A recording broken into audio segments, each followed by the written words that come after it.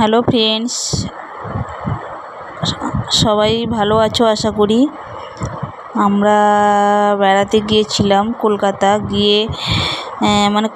গিয়ে কোথায় কোথায় বেড়াতে গিয়েছিলাম সেটা দেখো। প্রথমে মেট্রো রেলে চড়ে গিয়েছিলাম। তখন তো খুব ঠান্ডা ছিল, তাই সবাই জ্যাকেট সবার লাগিয়ে গিয়েছিলাম।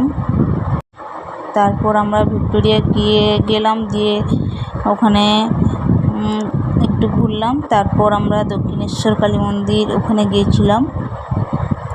দেখো সবাই, আর যদি ভিডিওটা ভালো লাগে তাহলে লাইক কমেন্ট করবে, আর যারা নতুন তারা সাবস্ক্রাইব করে দেবে চ্যানেলটাকে, আমার এই চ্যানেলটাকে।